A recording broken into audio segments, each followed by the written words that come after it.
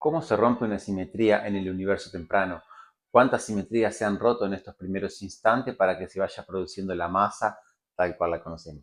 Bueno, bienvenido nuevamente. Mi nombre es Eduardo Bertinaviré y vamos a ver un poco esta ruptura y estos desacoples de interacciones fundamentales que se han producido en los primeros instantes después del Big Bang y hasta llegar a lo que es la materia, bueno, tal cual la conocemos ahora.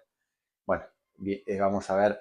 Primero que nada, ayer estuvimos viendo un poquito esto, repasando, de que en las primeras etapas, bueno, el tiempo de Planck o la era de Planck, 10 a la menos 43 segundos. Es un tiempo muy, pero que muy ínfimo. El tiempo estaría cuantizado en principio con estos pequeños saltitos de 10 a la menos 43. Ahora, en el primer instante, de 10 a la menos 43 a la 10 a la menos 36 aproximadamente, lo que se llama GUT, esta fuerza unificada o gran fuerza unificada o gran unificación, estaban todas las fuerzas fundamentales y ahí se desacopla la gravedad, que es la primera que se desacopla. Entonces después estaban las otras tres, lo que es nuclear fuerte, nuclear débil y eh, electromagnetismo. Ahora, en principio, cuando se van formando los primeros leptones, o sea, esta leptogénesis, que en definitiva ya hace 3 días que vengo mencionando los leptones o la leptogénesis, que es como la semilla a toda la materia que conocemos. O sea, primero se han formado esta leptogénesis, estos leptones, que es lo que de alguna manera terminan dando la masa, la materia o las partículas para toda la materia que conocemos ahora. En estas épocas, en estos intervalos, o después toda la era de electrodébil, bueno, hasta llegar a las 10 a la menos 12 segundos, las partículas no tenían masa, eran massless, que se llaman. Son partículas sin masa, no habían, todavía no se había roto la simetría del campo de Higgs. O sea, el campo de Higgs es el que le da masa a las partículas. Entonces, antes, en las primeras fracciones del universo, no interactuaban con el campo de Higgs, por lo tanto las partículas no tenían masa. Esto es interesante porque en realidad era una especie de sopa de partículas, pero podríamos pensar lo que es un fotón ahora, partículas sin masa. Entonces, habían más partículas, pero no estaban interactuando de forma gravitacional, no había masa. ¿Por qué? Porque no estaba el mecanismo de Higgs que le diera masa a las partículas. Entonces, sí que habían distintas partículas, leptones, bueno, los leptones pesados, estos o los de Majorana, fermiones de Majorana, en el cual estos van a decaer en otras partículas después, otros leptones y bosones de Higgs. Entonces, en este proceso en el cual se van formando fermiones, y acá estaban los esfalerones, que esto, a ver, si pensamos ya más avanzado en el tiempo, necesitamos 3 quarks para formar un protón o un neutrón, o sea, los hadrones estos. Pero aún la fuerza, la interacción fuerte todavía no estaba, no era lo suficientemente fuerte como para confinar estos quarks. Entonces eran quarks libres. En los primeros instantes después del Big Bang, los quarks estaban libres. Entonces teníamos leptones, quarks, era como una sopa de todas estas partículas en el cual no formaban átomos, no formaban núcleo, no formaban nada. Eran partículas libres, ¿sí? Partículas libres que estaban ahí. No tenían esta interacción masiva, no tenían estas interacciones nucleares. Y estos cefalerones, que eran estas inestabilidades eh, o interacciones no perturbativas que había en el campo electrodébil, lo que hacía era que se podían convertir de una en otra. No por el hecho de que no tengan masa, no por el hecho de que se necesiten posteriormente 6 quarks para formar un núcleo de hidrógeno con un electrón. Aquí hay un número que es, si nos ponemos a pensar o hacer un análisis, bueno, un núcleo de helio, de hidrógeno, tiene, o al menos del protio, tiene un protón, que son 3 quarks, y el electrón. Entonces, acá necesitaremos 3 quarks y un electrón. Por lo tanto, necesitamos para formar estos hadrones, necesitamos 3 partículas de quarks y una de la otra. Entonces, al momento de hacer estas transiciones, de tal forma se han hecho en equilibrio no sé si previendo cómo se iba a formar la materia después, ya el universo está organizado desde el principio de cómo se van a formar la materia y de tal forma que quede neutra y bueno, y cuántos quarks se necesitan para tantos electrones. Bueno, esto ya estaba de alguna manera computado para hacer un equilibrio, que es más, básicamente lo que es la conservación de los números leptónicos y bariónicos, en el cual, bueno, a pesar de que se estén convirtiendo de uno en otro, sí que había o sea, una ruptura o una violación en cuanto a que se podía pasar de uno a otro, convertir eh, el número global de cuántos se necesitan para formar toda la materia, bueno, ya en principio estaría como más establecido. Después de estos 10 a la menos 6 segundos, ahí es cuando, bueno, el campo de Higgs se rompe esta simetría y adquiere masa. Ahora, ya el espacio se va agrandando, entonces tiene un cierto volumen en ese momento. Entonces, ¿cómo podría ser? Se genera en un punto esta ruptura de simetría y se expande, se hace instantáneamente. Bueno, aparentemente lo que pasó es una analogía de lo que es el agua enfriándose hasta convertirse en hielo. Si tenemos un envase grande y la vamos enfriando el agua, no es que instantáneamente se congela toda el agua o que se hace un primer cristal y ese cristal se va expandiendo a cierta velocidad hasta todo el volumen. En realidad, en distintas partes, si el agua viene bajando la temperatura más o menos uniforme, se van generando en distintos lugares puntos en el cual ahí se crea los primeros cristales y esos cristales empiezan a expandir hasta unirse todo y solidificar completamente.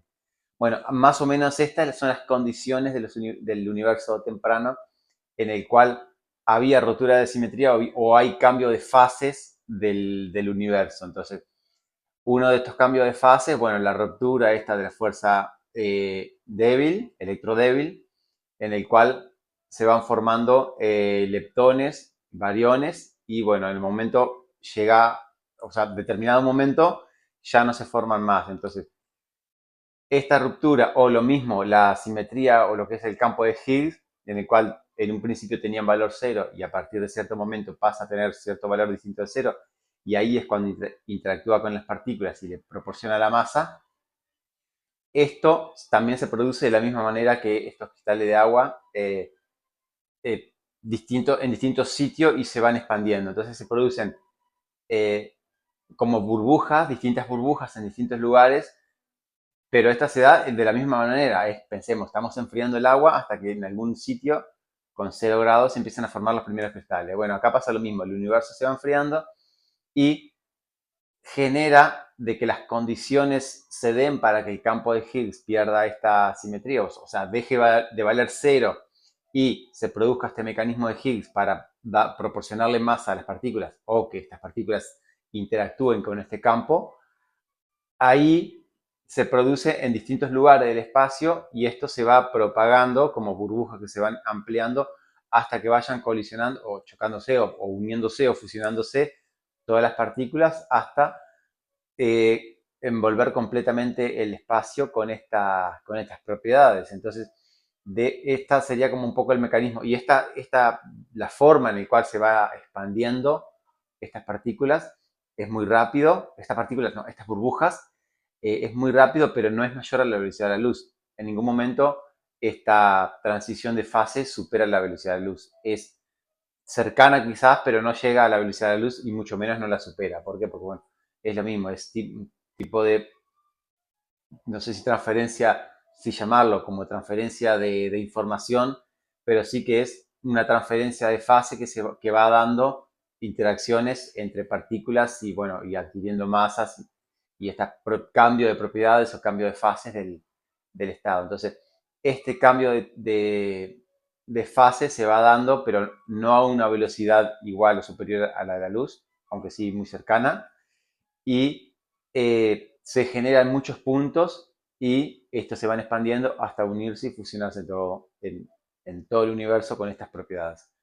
Entonces, bueno, ¿cómo se van desacoplando las partículas, las interacciones, cómo van generando partículas? cómo hay un cambio de leptones a variones y hasta llegar a un equilibrio en el cual sea el equilibrio óptimo para después formar toda la materia. Bueno, esto se va dando de forma gradual en estos primeros instantes del universo y se van dando en función de las propiedades del universo en ese momento. Entonces la temperatura era muy alta y a medida que va bajando se van dando estos cambios de fase o estas transferencias de fase en el cual primero se da una, se desacopla una, a medida que baja la fuerza, bueno, a medida que baja la temperatura, los neutrinos de Majorana pierden o hay una pequeña diferencia de neutrinos antineutrinos en el cual es la materia que termina sobreviviendo. Sigue bajando la temperatura, la ruptura electrodébil, la simetría del campo de Higgs. Entonces todas estas condiciones se van dando en función de la temperatura que tiene el universo en ese momento.